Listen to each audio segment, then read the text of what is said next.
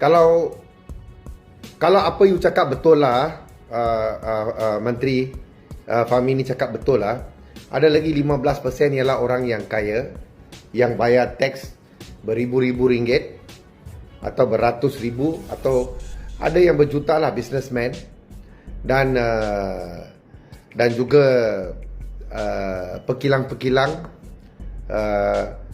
atau SMI, atau peniaga besar, semua yang balance 15% ni. Kalau you buat macam ni sekarang, actually indirectly you akan menyebabkan itu kenaikan harga barang.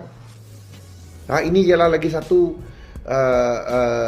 tindakan bodoh Kerajaan Pakatan Harapan yang akan memberi kesan kepada pengguna, balik kepada itu 85%. Itu mungkin itu golongan miskin lah, B40.